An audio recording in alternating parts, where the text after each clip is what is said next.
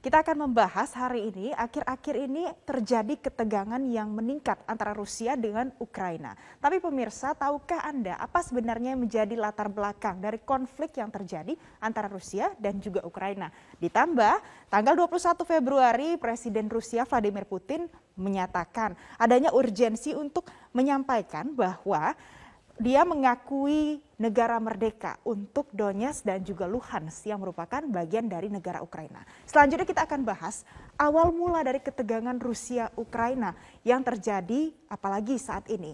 Nah, ini merupakan peta dari Rusia, Ukraina, dan juga ini adalah dua daerah yang menjadi daerah konflik yang paling memanas akhir-akhir ini. Jika kita perhatikan di wilayah Rusia ini, pada awalnya Desember atau 2021, Rusia meletakkan banyak sekali artileri dan juga tank serta pasukan di perbatasan antara Rusia dengan Ukraina.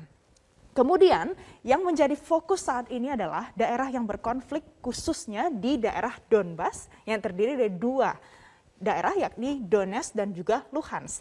Nah, jika kita perhatikan di sini, ini merupakan daerah yang paling berdekatan dengan Rusia. Tapi sampai dengan saat ini, negara-negara dan juga pengakuan internasional mengatakan bahwa Donetsk dan juga Luhansk ini masih merupakan bagian dari Ukraina. Sedikit berbeda dari yang disampaikan oleh Putin tanggal 21 Februari yang kemudian memicu terjadinya ketegangan antara dua negara ini. Selanjutnya pemirsa, kita lihat lagi. Dari ketegangan Rusia dan juga Ukraina yang terjadi hari ini, kalau kita tarik lagi mundur ke belakang, pada tahun 2013 sampai dengan 2014, ini tidak hanya sekedar masalah teritori yang diperbincangkan akhir-akhir ini saja. Namun, pada 2013 sampai dengan 2014 ini terjadi satu fenomena internasional yang merupakan aneksasi semenanjung Crimea dilakukan oleh Rusia terhadap Ukraina.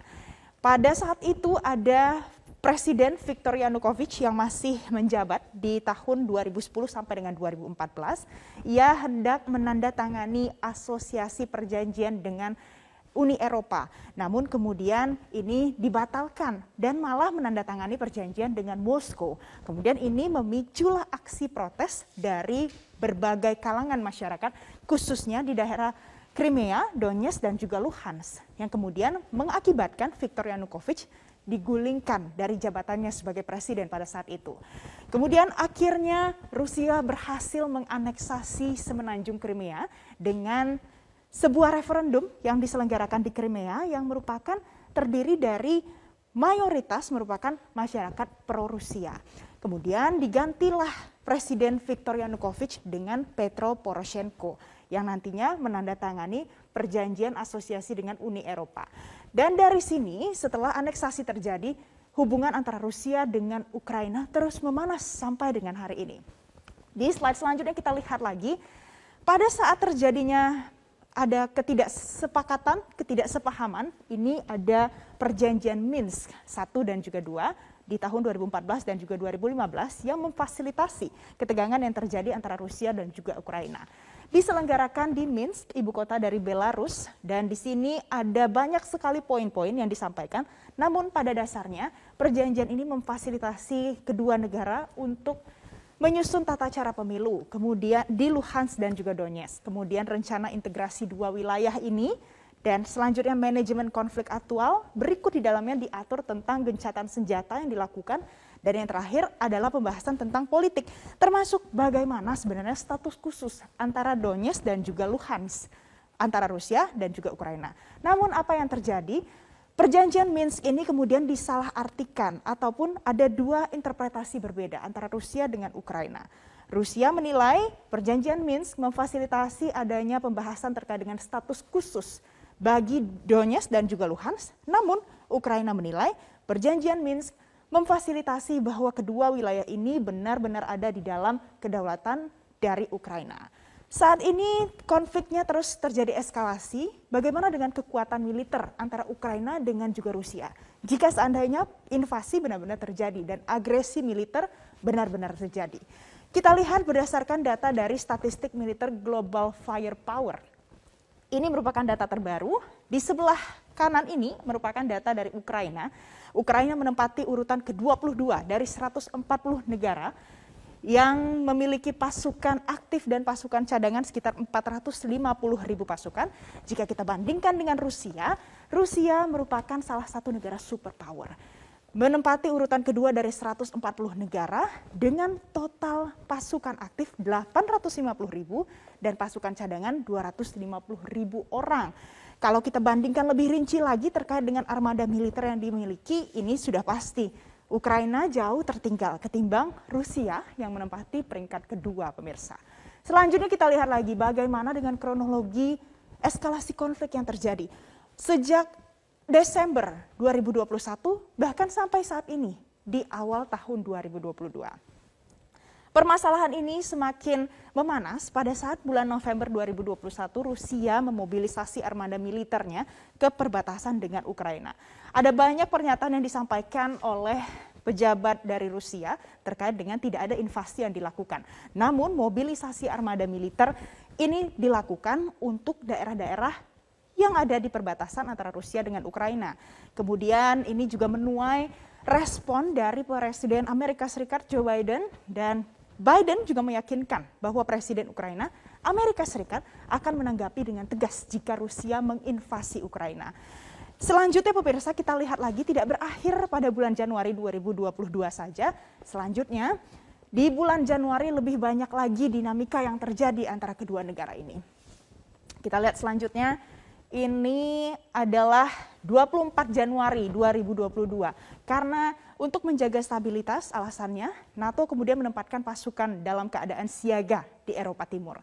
Dan ini juga tentu menuai respon dari Rusia. Yang selanjutnya disampaikan pula bahwa Washington sampaikan kembali bahwa ada komitmen terhadap kebijakan pintu terbuka NATO. Artinya negosiasi yang diminta oleh Vladimir Putin terkait dengan Ukraina tidak boleh masuk ke NATO, ini masih akan dipikirkan kembali dengan adanya kebijakan pintu terbuka dari NATO. Selanjutnya di 27 Januari 2022, Biden memperingatkan adanya kemungkinan invasi Rusia yang akan terjadi pada bulan Februari. Kita lihat di bulan Februari.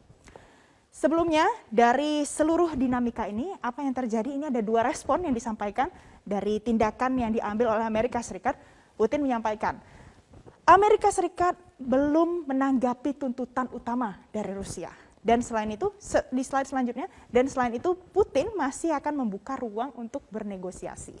Kalau kita lihat di sebelumnya di slide sebelumnya ada pernyataan yang disampaikan oleh Volodymyr Zelensky, Presiden Ukraina, menanggapi apa yang dilakukan oleh Amerika Serikat. Ia mengatakan, Zelensky memperingatkan Barat untuk menghindari menciptakan kepanikan, karena tentu ini akan berdampak negatif pada perekonomian Ukraina.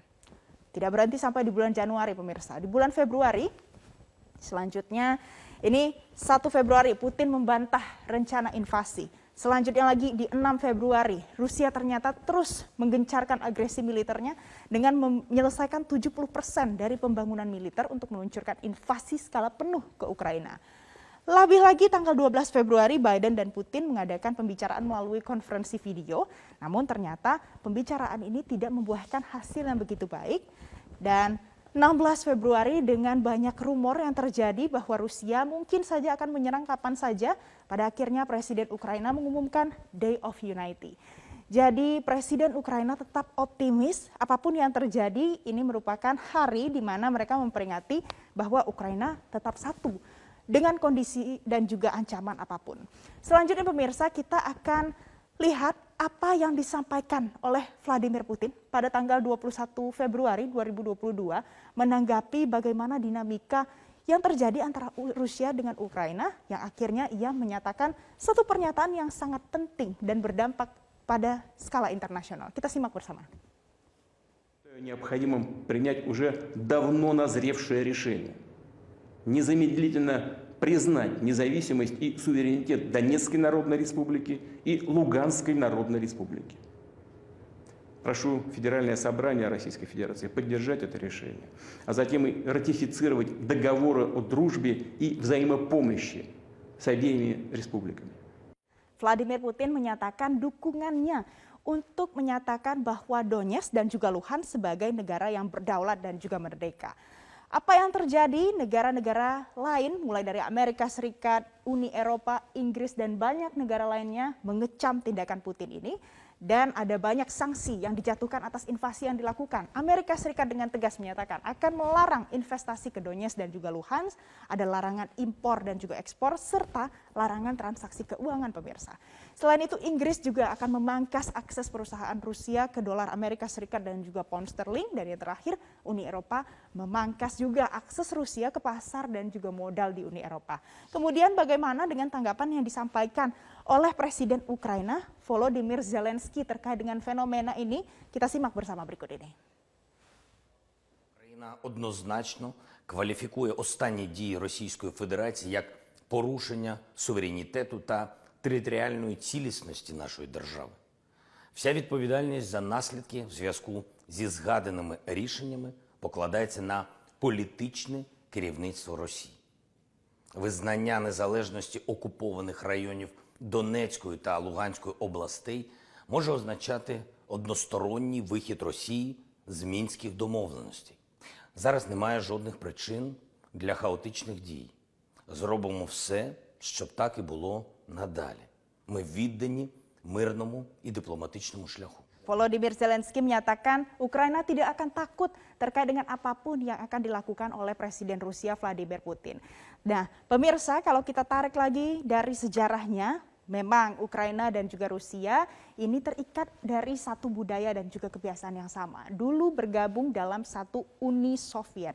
Namun saat ini dengan ketegangan antara Rusia dan juga Ukraina yang terjadi dan banyak intervensi internasional yang masuk ke antara dua negara ini, kita berharap apapun yang terjadi mudah-mudahan agresi militer dapat terhindarkan dan masyarakat bisa hidup sesuai dengan hak asasi manusia yang ada di sana, dan tentu kita mengharapkan konflik bisa terhindari.